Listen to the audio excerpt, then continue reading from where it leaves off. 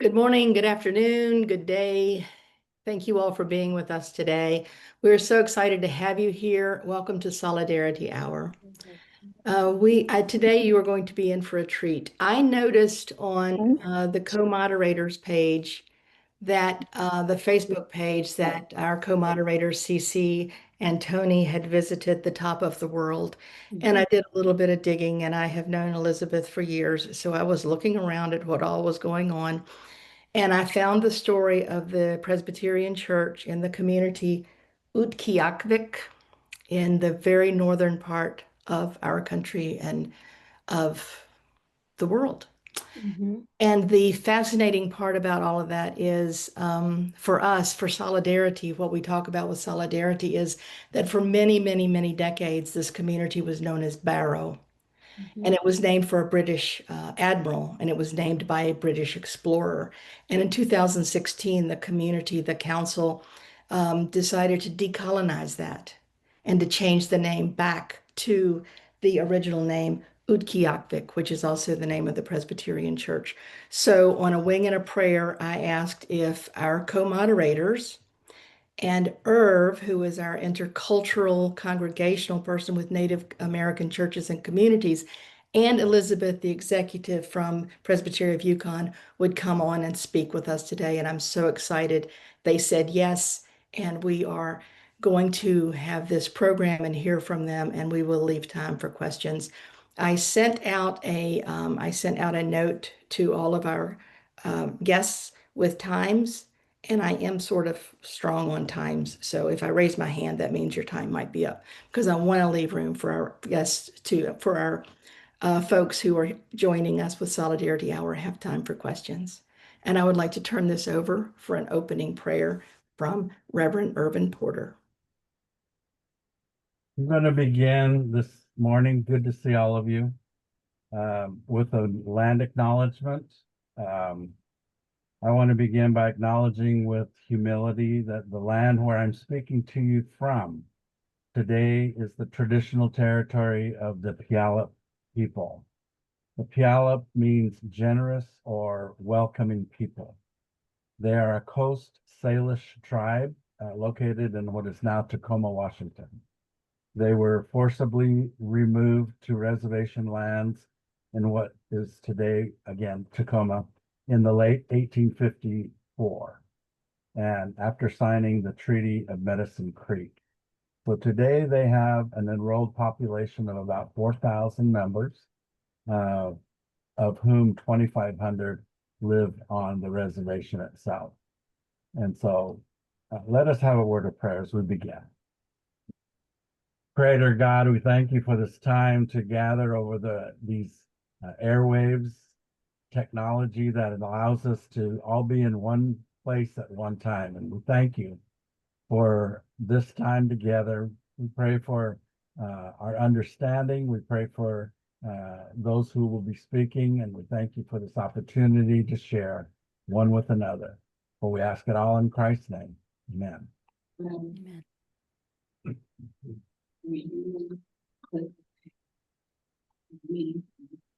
And Eileen will give us a little background of what the Solidarity Hour has been and what we hope to be. Hi, everyone. For those of you who don't know me already, my name is Eileen Schumann. I'm a staff person with the Presbyterian Hunger Program. And I just want to tell you a little bit about our Global Solidarity Collective. It's an initiative of the Presbyterian Hunger Program that connects Presbyterians in the U.S. with partners around the world to work to decolonize the global economy and nurture right relationships among peoples and with creation. So rooted in the understanding that today's global inequities stem from colonization, Global Solidarity Collective accompanies communities resisting extractivism, destructive capitalism, and systems of domination. So we currently host 2 gathering spaces. This one, which is called Solidarity Hour, which meets monthly on the second Tuesday of the month. It's a monthly space for US-based Presbyterians to learn, reflect, and take action together toward healing the ongoing harms of the doctrine of discovery. And then our second space, Centering Partners' Voices, is a bi-monthly space that meets every other month on the third Tuesday of the month. Our next gathering is next Tuesday. And this is an international space, an international gathering where global partners and U.S. participants come together to listen, learn, and problem solve across contexts. So our next gathering, like I said, is next Tuesday, and the topic is colonization today.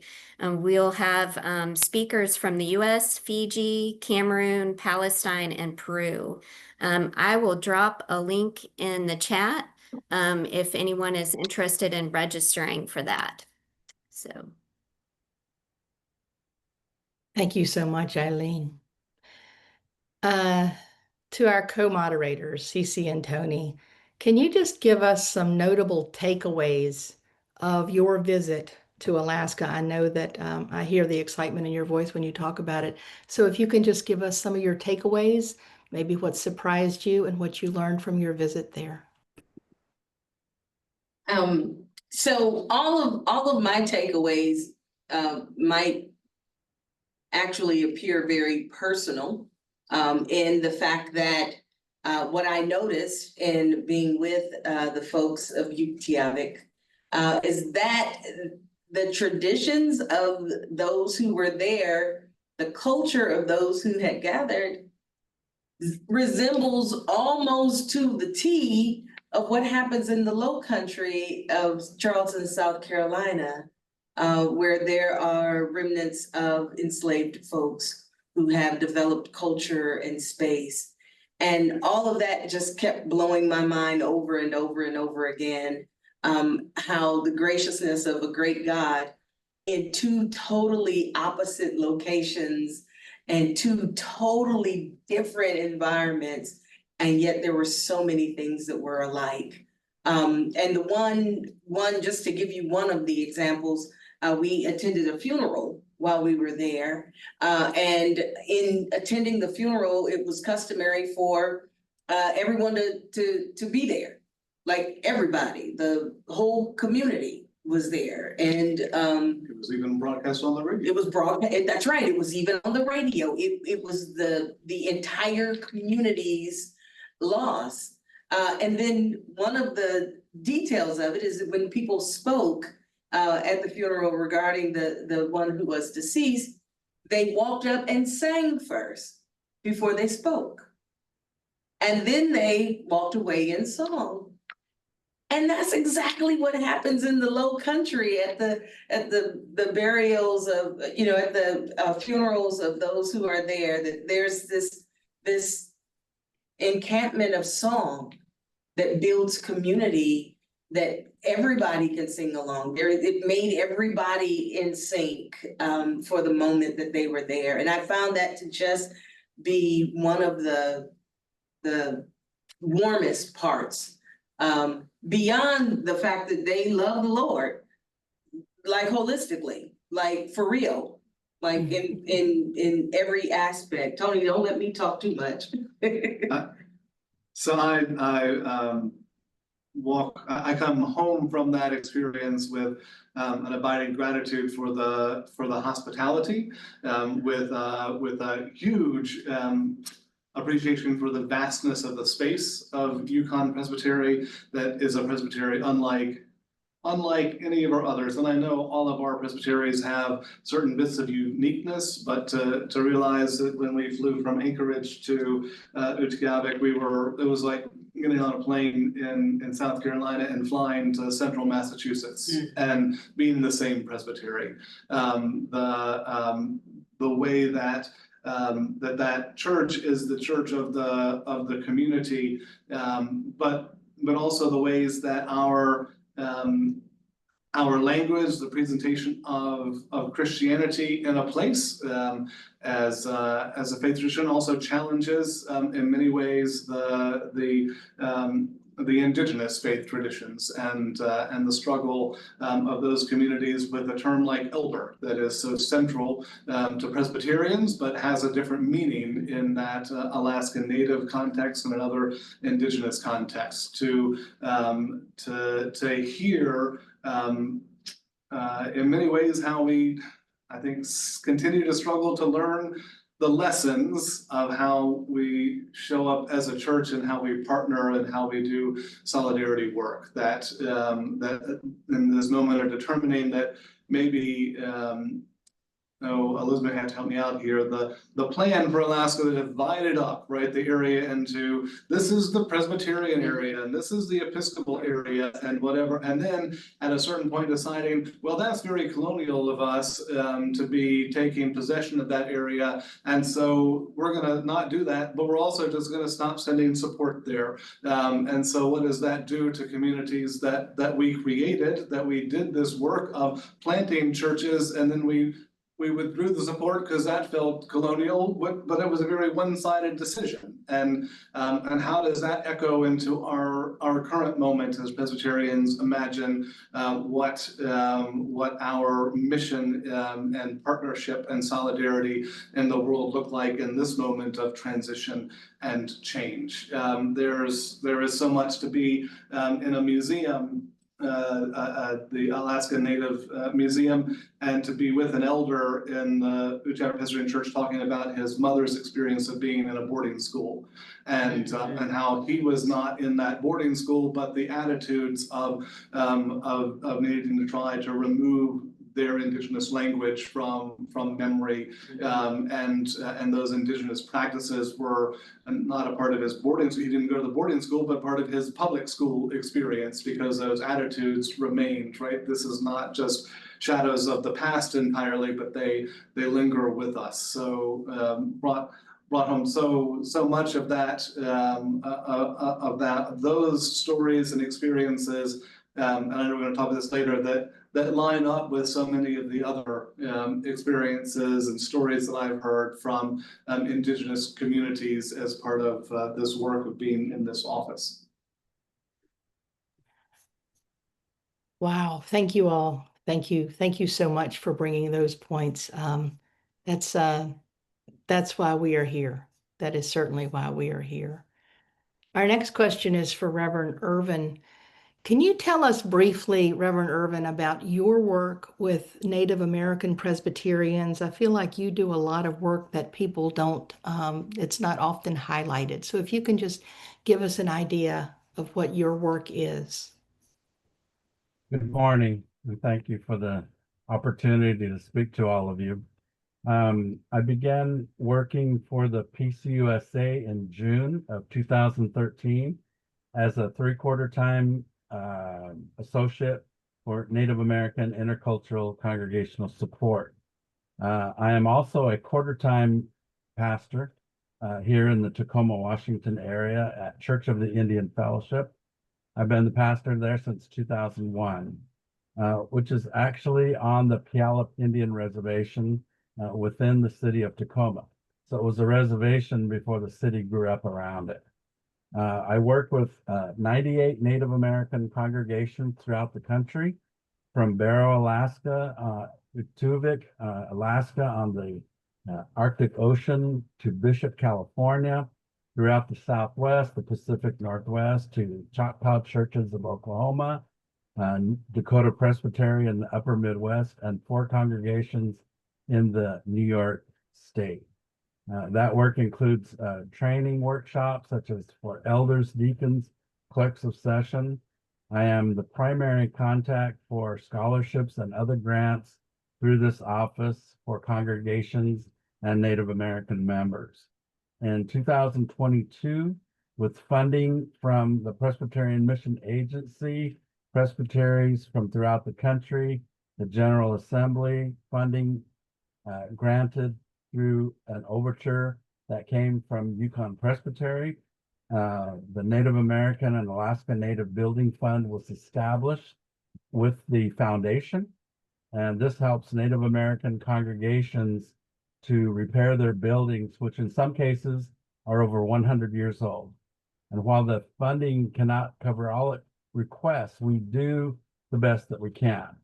In 2025, earlier this year, Cook Native American Ministries Foundation partnered with us to fund portions of these grants for the building fund, which we are unable to assist with. An association for Native American Ministries, as an associate, I also serve the Peace USA congregations with workshops such as the blanket exercise, dismantling the doctrine of discovery, understanding Indian boarding school experiment, decolonizing the first Thanksgiving myth, and exposing the unlawful adoptions of Native American children, particularly between 1950 and 1990. And most of these workshops are requested by congregations working in those communities so that they can understand more fully what Native Americans have endured in American society. The demand has become that we become more civilized. And so many of these congregations that request these, I usually do them online. These workshops have done so because they don't live in an area where there are Native Americans. Some of them want to learn more, and that's very encouraging to the work that I do. The caucus for Native American Ministries is known as the Native American Consulting Committee since its inception in 1972 through the General Assembly action. The committee has 10 members that are selected from throughout all our synods with Native congregations in them and in their bounds, and at-large positions as well, including young adults and a representative from the American Indian Youth Council. Has this visit surprised me? The second question, part of that question is, has this visit to Yukon surprised me compared to other Indigenous communities? Surprised? No. Always enlightening to the work that I do? Yes. Many of the 98 congregations have similar struggles with the lack of ordained ministers, funding, representation in and among their judicatories. Often Native American Presbyterians don't feel like they belong to the Presbyterian Church or in the Presbyterian Church USA. Often this is because the lack of recognition by the national church, synods, and the presbyteries that they're in.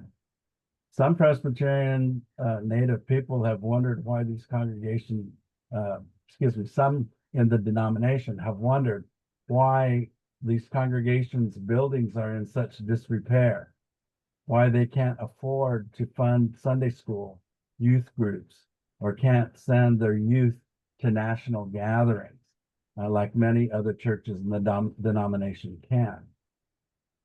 This isn't a realization in the Peace USA that Native American, there is a realization that these congregations are some of the most economically impoverished Presbyterians in this denomination. Mm-hmm. Many exist on government jobs, tribal community jobs, or if their tribes have gaming operations, many tribal people find them the only place in their particular reservations where they can work without having a high school diploma or advanced degrees. Tithing and fundraising campaigns are non-existent in these churches. They do the best that they can and always have. But grants from the Peace USA synods, presbyteries have been very instrumental, on the other hand, to leveling that field in many respects. But if their needs are not known beyond their church, their community, or their presbytery synods, they continue their ministries as best they can, and they always will. Native American Presbyterian leaders are not represented within judicatories of the national church for many reasons. Their voices are not heard. And the brief statement of faith for the Peace USA reminds us to listen to the voices of those long silenced.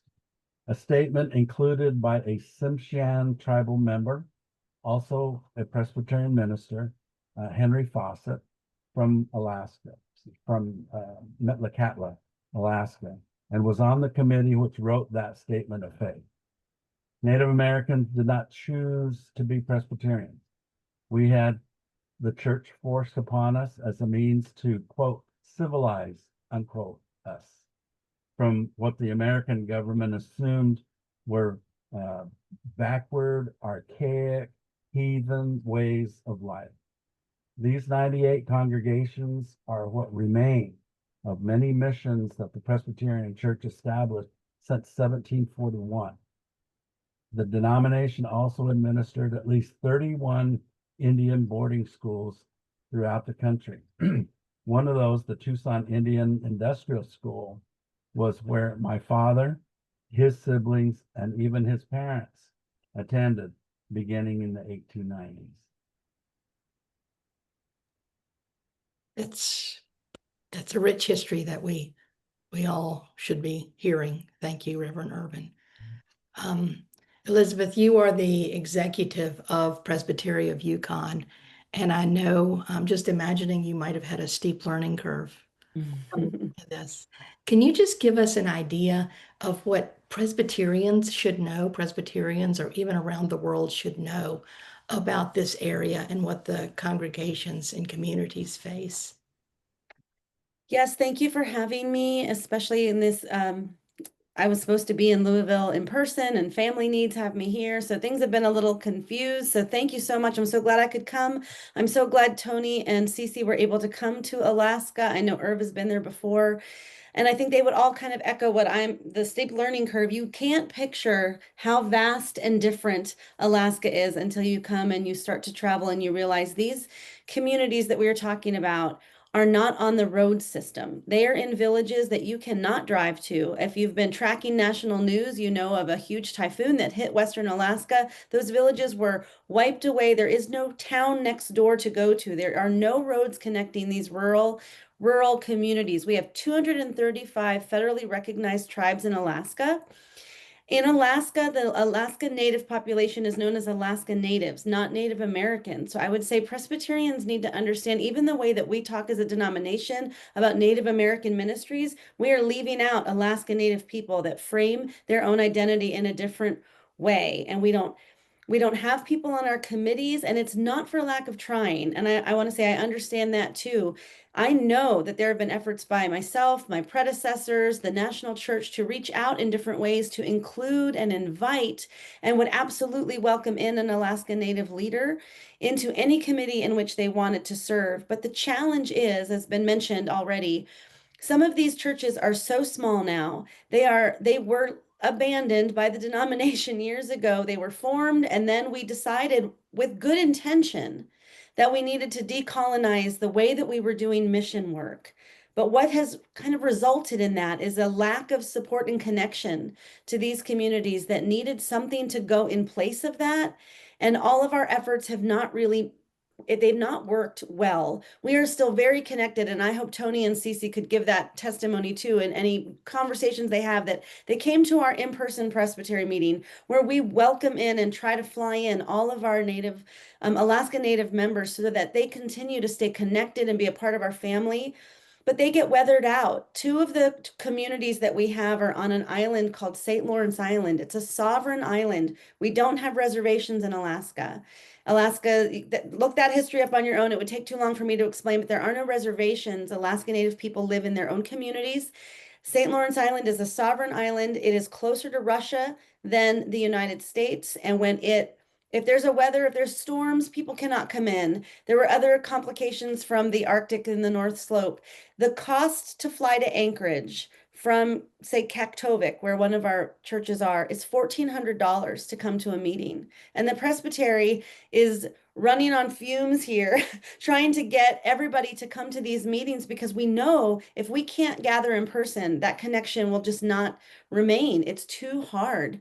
So that's just once a year that people are welcomed in to be together. So we're not connected, even though we say we are a connectional church. The challenges of being connectional are really difficult in Alaska.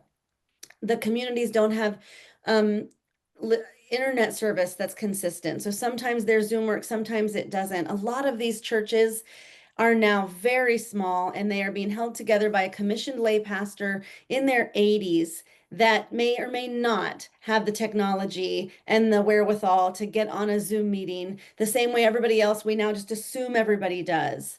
So at the same time, it can sound like a bunch of bad news. These churches are the hubs of these communities. Even when they are in some state of disrepair, they are still the place where everybody gathers for a funeral, for a significant religious event throughout the year. They might not have regular worship services on a Sunday morning because there's just not enough there aren't members anymore. They have shrunk the same way all the other churches have. We don't have young families going sometimes.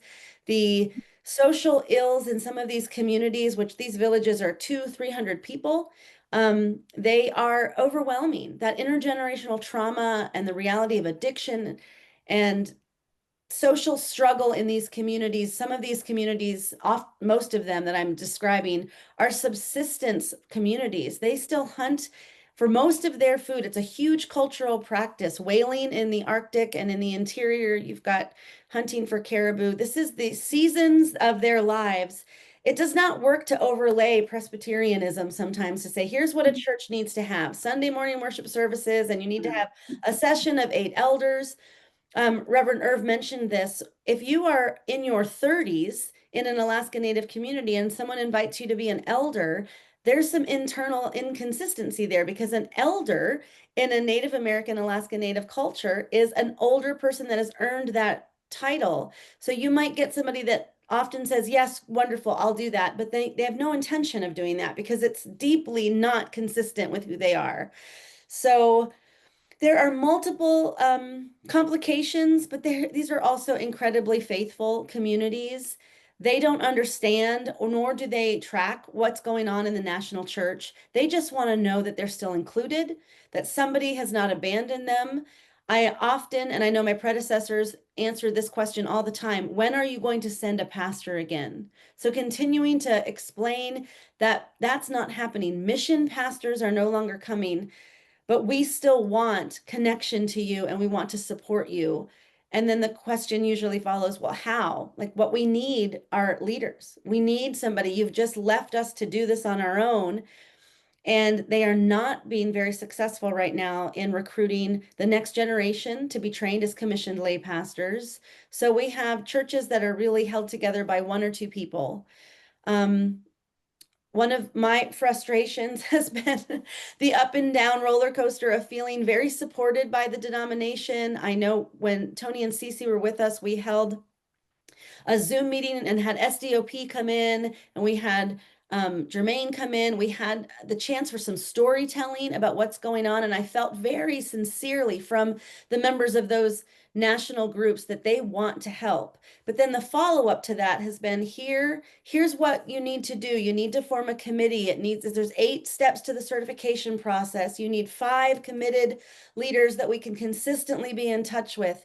That's just not how it works up here. I don't have those 5 committed leaders in those communities. I have a different person sometimes every time I speak. It's the person that's able to come. So we continue to lay structure that doesn't work.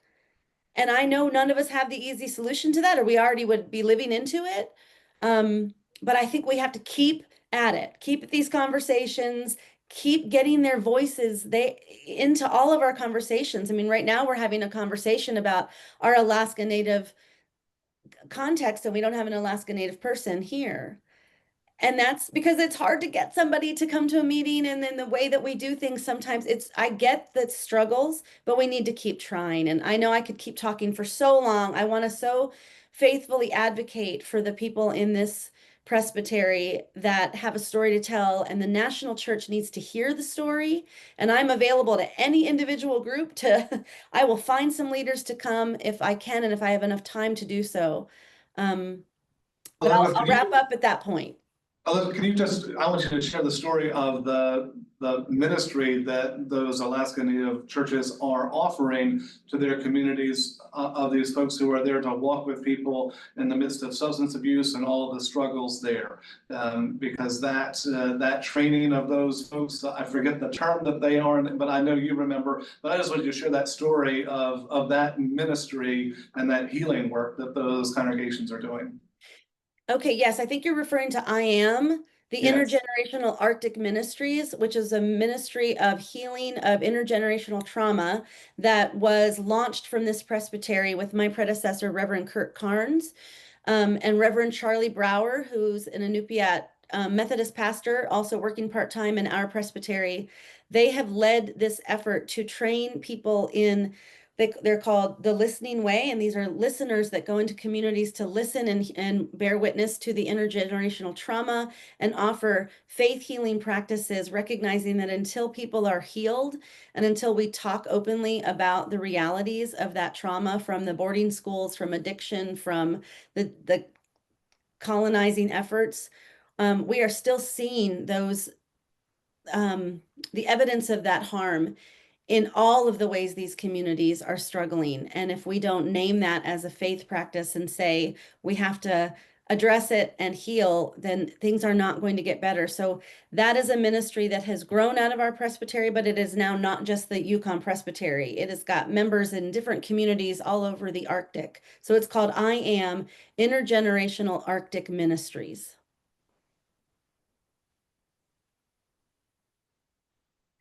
Elizabeth, your passion is palpable, and carry back to your people. They're not alone. Carry back to them. I will. And thank you so much for being here and for sharing. CeCe and Tony, the next part that we wanted to talk about, and you've already stepped into this, CeCe, with the story of seeing connections. And in our solidarity work, that's a lot of what we want to do, is to find these ways that people who are struggling or people who are achieving and finding victory and bringing them together so no one is alone. So if you could just share, after what, a year and a half that you all have been traveling around and traveling the world, how does this visit compare? What have you learned here that you haven't learned in other places? Or are there other lessons that would be part of this conversation? So one of the things that I learned, I had the opportunity to spend a Sunday with the folks of Palmer, Alaska, which is which was an amazing history lesson for me in just American history by itself. But one of the things that impressed me, and I had not shared with Elizabeth and meant to once I worked it all out in my mind, was that there was a map in the narthex of the church that showed the United States, and then how Alaska actually, if it's overlapped to the United States, how much bigger Alaska really is compared to what traditional maps make us believe. That it's, you know, if you're looking at regular maps, it almost looks as if Alaska is just, you know, an island like Hawaii or a series of islands or something of that nature. And in my head, one of the things that came to mind as far as being a connectional church and a relational church is to take that image and where those 20 churches are in this presbytery and figure out on the map what churches in the lower 48 align with the churches in that big picture. And then offer to those in that presbytery or synod to connect to those in that particular location of Alaska and have this connectional whatever, even if it's, you know, snail mail, or if it's, but to have something that draws them together so that there is a constant and a continual connection. between the two. Now, I saw it all in my head. It was all a vision. It was all mapped out. And then off we went to another location in a space and place. And I never got that idea back to Elizabeth to share that might be a way to help with building the relationships that are necessary to make sure those in Alaska really recognize that we are still a connectional church and we're working on relationships to get there. I love it. I love it, CeCe. Good. I promise you, it was such a beautiful dream between, sleeping on planes and flying in all the very places. And I kept seeing that image over and over again of the overlapping and what that looks like.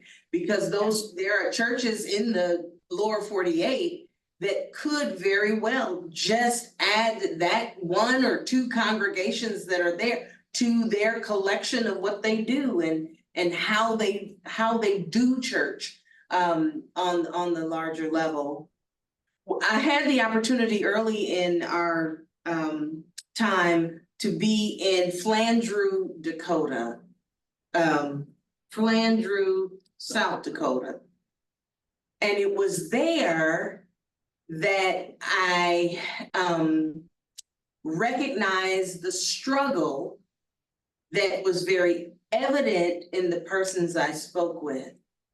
How do you remain or honor being Presbyterian and at the exact same time honor the cultural respect that's due? And what I noticed in that is that there was, within those that I had an opportunity to meet, that challenge is real because it actually divides them as a collective community. Because the varied ways of being Presbyterian and being the Dakota people was a sincere bump. Again, it's a challenge. And the experience I had there was that there was the burning of sage in that space. And there were some who were Dakota people who were disappointed and upset that this practice was happening, as if it was something wrong. And again, all of my observations are through the lens of my own personal experience. And I recall that being the case when you look at Black Presbyterian churches who want to be Presbyterian, but then have this Black church thing, that has a whole lot of charismatic hooping and hollering and a whole bunch of other stuff happening that you just don't find in your standard Presbyterian church, And so that part has been what raises for me concern at how do we find a way to recognize that it's okay to be both. It is okay to be Indigenous. It is Native Americans. It's okay to be that and Presbyterian. And how do we nurture that in such a way that it does not distort how communities communicate? And I don't know, maybe it's an age-old question, and I'll be maybe in my 80s telling people that yes, because I aspire to be an elder in the same aspect that those who are Native Americans understand the word elder to be, because I have that notion from African tradition of what elders are. And so I get it, but I want to get to that point where the church recognizes that it's okay to be that. It's okay to be the church's elder, and it's okay to keep aspiring to be the community elder. And that they're not, yes, we can be both. Yeah. And I await that day. That is wonderful. We're getting close to the time, and I want to save it 10 minutes for Q&A. Tony, if you want to jump in on this, and then Irv, you have a lot of information in your last question that we can send out if we run out of time. So Tony, I know that there was something that you had wanted to share about this as well. So just well, I want to say, I think that question that CeCe is raising is what does it mean to be Presbyterian in the 21st century? I think is a question that's a conversation we need to have. From what the work that we've done in creating new worshiping communities, and the transformation of the church, what is essential about this thing of being Presbyterian that we have to hold on to, but that we may have to shed some things so that we can open the door, and bring people in a new way that can also change and shape us into being the church that I think God envisions for us to be. In doing this work, I can say that our presbyteries that have, many of our presbyteries that have native indigenous communities within their borders are doing the work of trying to build those relationships in meaningful ways. South Louisiana Presbytery is working hard to be in relationship and in solidarity with the tribal communities in Southern Louisiana around their struggles with the extractive industries that are not cleaning up after themselves and are really risking the indigenous lands and burial sites of their ancestors. The Presbytery of Long Island is working to be in solidarity with the Shinnecock people there in some of their issues with the government, and also seeking to help them identify what it means. But in doing this work, what I'm hungering for is, I think, just being present with the Alaska Native Ministries meeting for about an hour or so in Alaska, and hearing the real value of having those folks share the stories of their communities and share the issues and wonder together about how they do that work. I think that conversation is important and needs to be facilitated. And I know Elizabeth is doing that work, but how do we have those conversations broader within our denomination with those indigenous, Native American, Alaskan Native, other folks? How do we, understanding the challenges, right, of how do we start to create that table where they can have solidarity and invite some of our key leaders to come in and listen, and to help do that work of equipping, empowering, and dreaming about how our structures need to shift and change.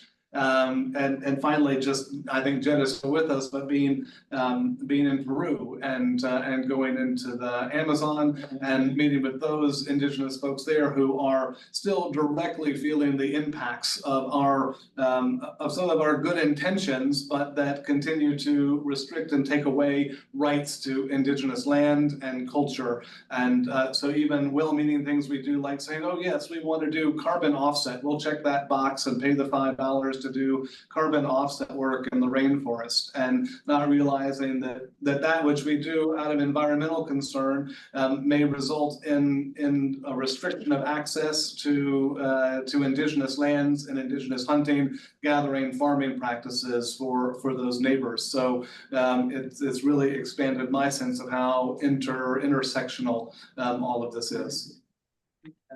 Thank you so much. Thank you. I am going to limit this time, but I believe that Reverend Irvin is going to have at least some answers of where we go to answer that question, Tony, and that is the bringing together.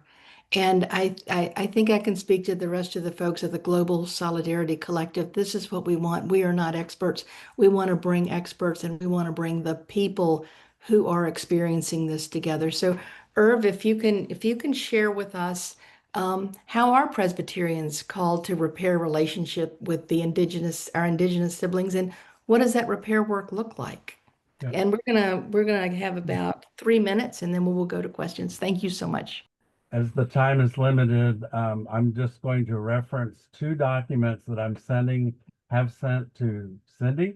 And so any of you are welcome to print those out for yourselves. The first one is one that comes from the General Assembly, the Native American Coordinating Council's report, and the reference is 00-95.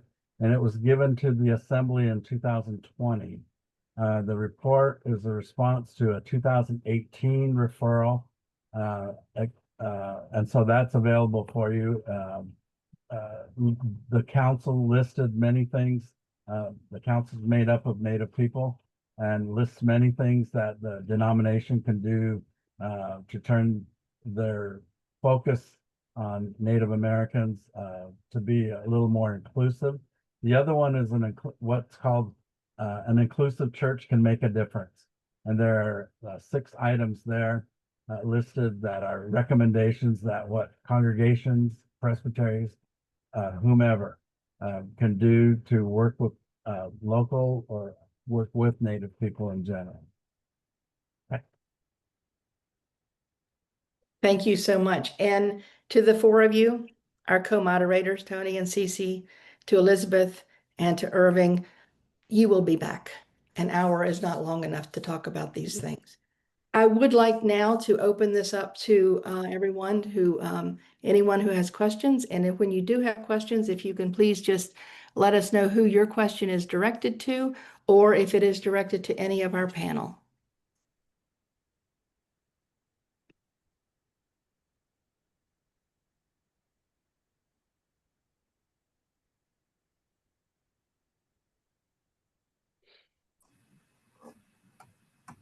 Mary Vickery, yes. Thank you.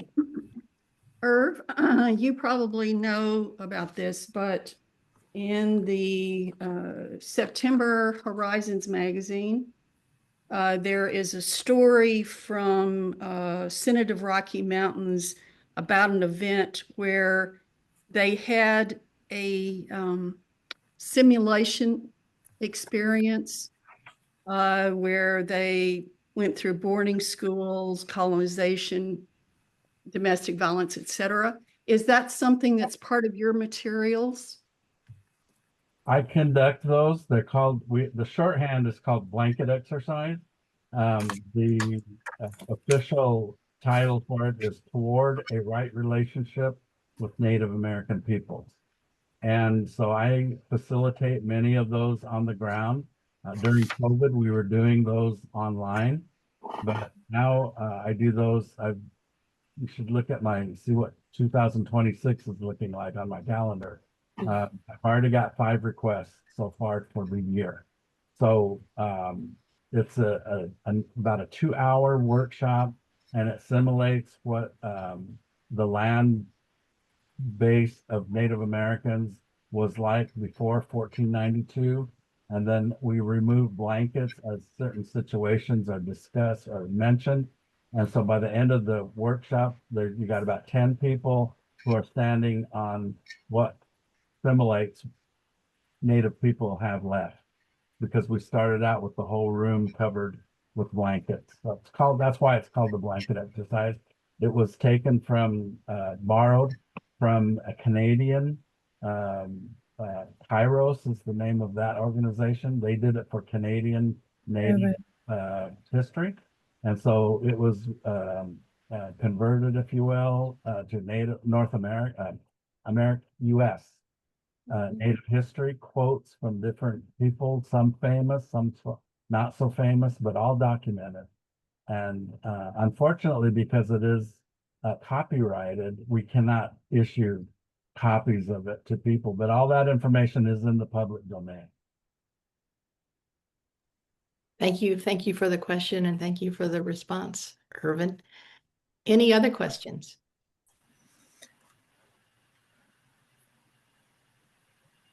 Cindy, this is Joyce.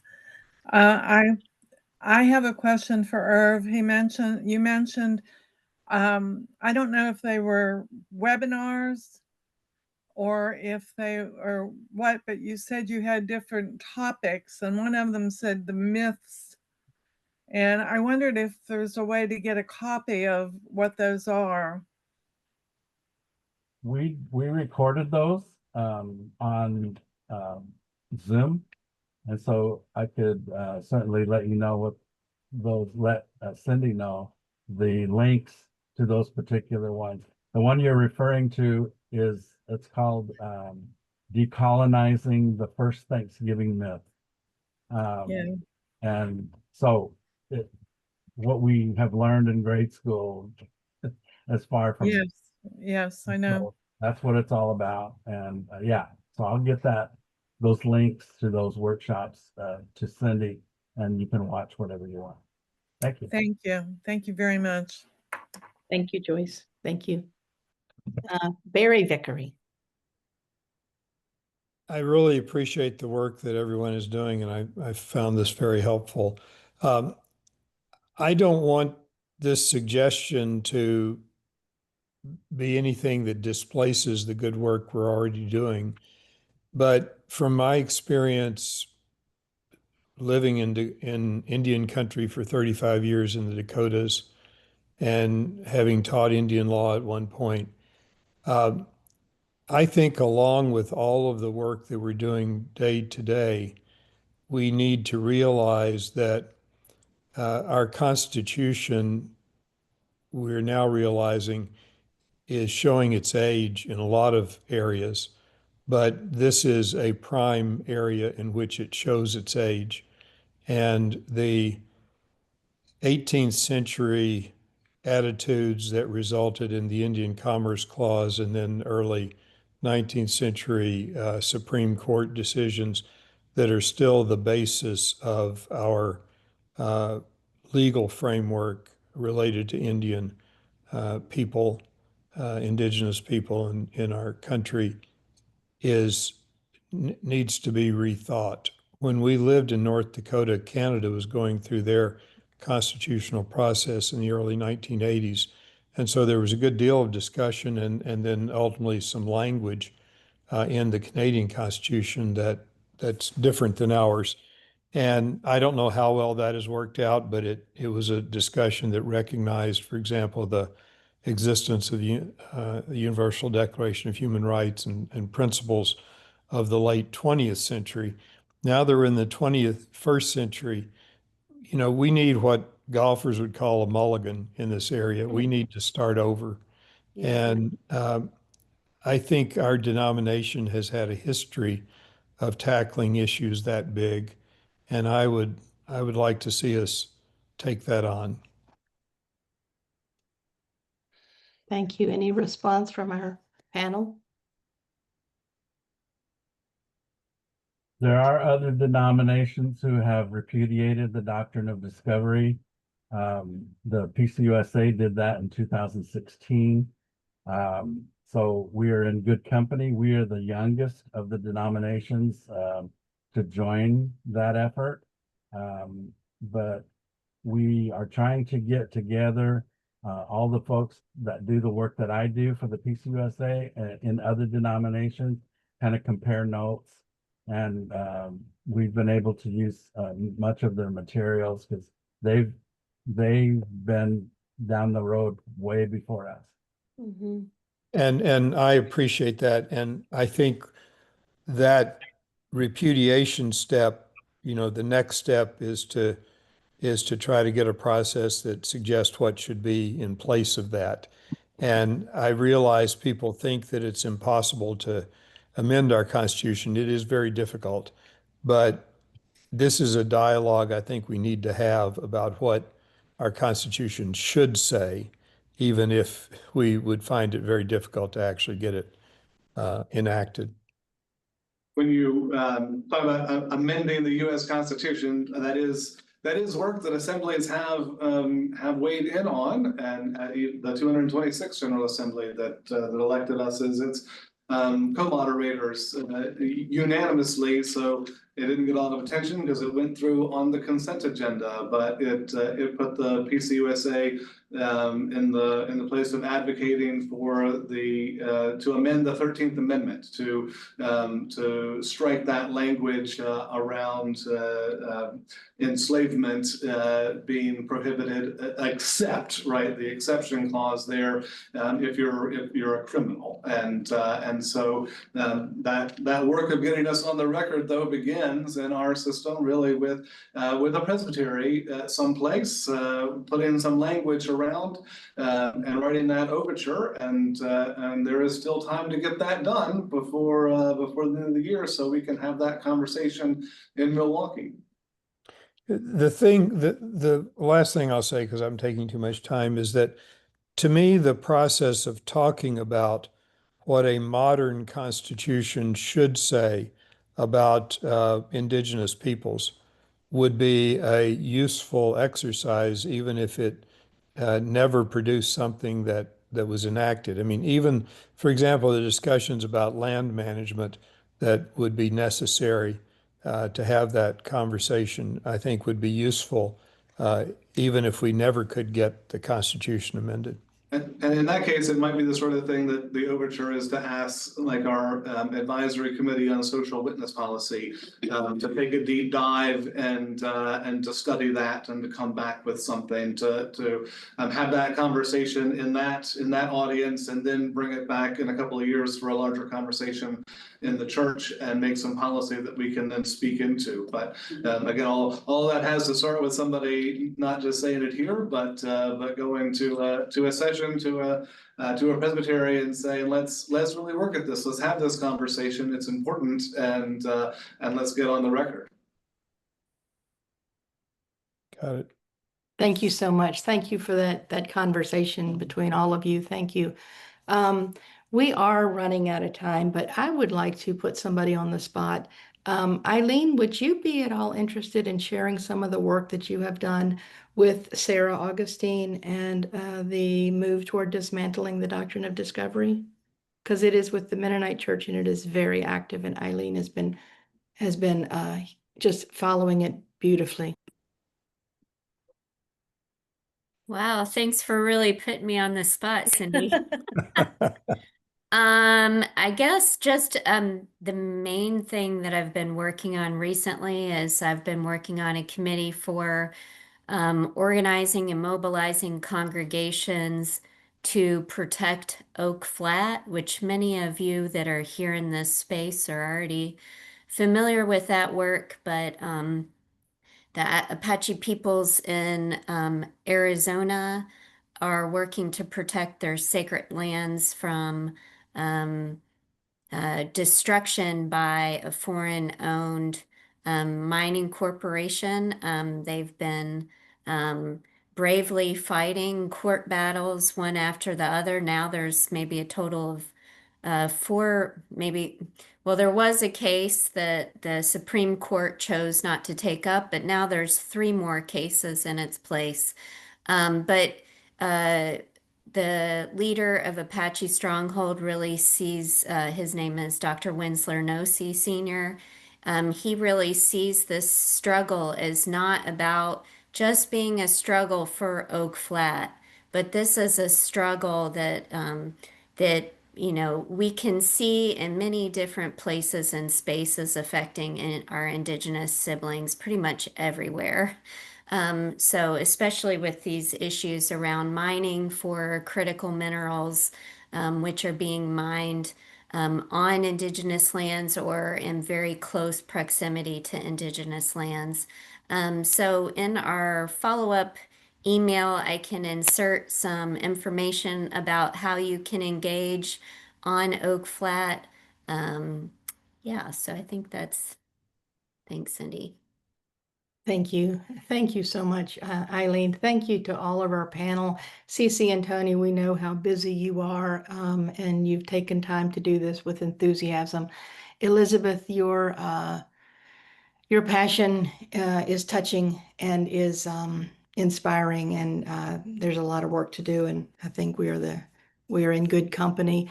And Reverend Irv, thank you for your time and your study and your conversations about the history of what's happened in the past and how we can make some repair. So thank you all. Thank you for joining us. Stay tuned. Now that you're registered, you will get more information about upcoming programs with Solidarity Hour, and we look forward to having you. We're also glad to take any suggestions that you have for topics. So thank you very much. Thank you. Yeah, thank you so much. Thank you. Mwah. Thanks. You, Elizabeth. See you later. Thank you so much.